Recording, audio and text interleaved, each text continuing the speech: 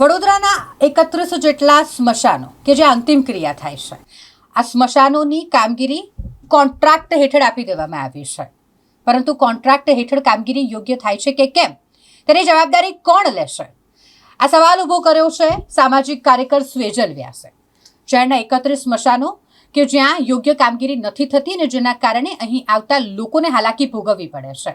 સુવિધાના નામે હવાતિયા મારવાનો વારો આવ્યો છે, કારણ કે અહીં અંતિમ ક્રિયા માટે આવતા લોકોને લાકડા પણ સૂકા નથી મળતા. ચોમાસાની ઋતુ ચાલી રહી છે ને તેવામાં ભીના લાકડાને કારણે તેઓએ વેચાતા લાકડા લાવવા પડે છે.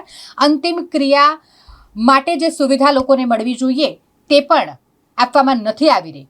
જ્યારે 31 જેટલા સ્મશાનોની કામગીરી કોન્ટ્રાક્ટ હેઠળ આપી દેવામાં આવી છે, તો તેની જવાબદારી કોઈકે તો લેવી પડશે, કારણ કે સ્મશાનો ખાતે હાલત ખૂબ જ ખસ્તા છે, લોકોને હાલાકી પડી રહી છે. આ આક્ષેપ કર્યા છે સામાજિક કાર્યકર સ્વેજલ વ્યાસે. તેમનું કહેવું છે કે સ્મશાનોમાં ગંદકી હોય છે, કૂતરા જ્યાં ત્યાં રખડતા હોય છે, જ્યાં અસ્થિ મૂકવાની જગ્યા હોય ત્યાં પણ કૂતરા ફરતા હોય છે.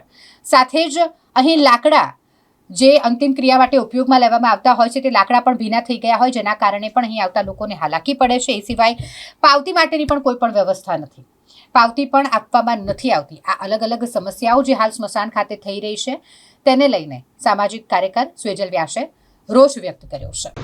નમસ્કાર વડોદરા.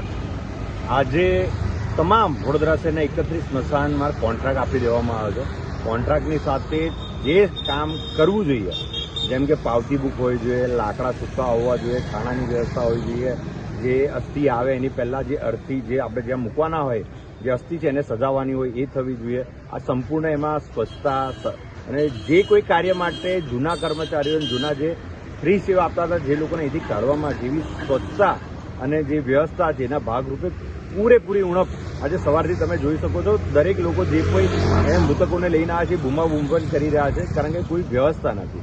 અને સાથે અત્યારે જો ગંદકી, ચારે બાજુ કચરો, કૂતરાઓ ડેડ બોડી પાસે જે સળગે છે ત્યાં ફરે, જ્યાં અસ્થિ મૂકવામાં આવી છે એમાં કૂતરા મોડા મારે, આ તદ્દન વાહિયાત રીતેનું વ્યવસ્થા છે.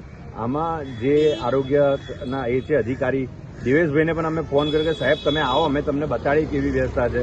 તો અમને એવું કહે છે કે તમે તમારી રીતે જે કોઈ તકલીફ હોય અમને કહો, અમે એનું નિવારણ લાવીશું. તદુપરાંત જે બોર્ડો મારવામાં આવ્યા છે, જેના પર નંબર લખવામાં આવ્યા છે, એના પર અમે ફોન કરીને કીધું કે ભાઈ આ સ્વચ્છતા નથી ને આ ચારે બાજુ ગંદકી ને કૂતરાઓનું સામ્રાજ્ય છે ને ડેડ બોડીના મૃતકો પાસે.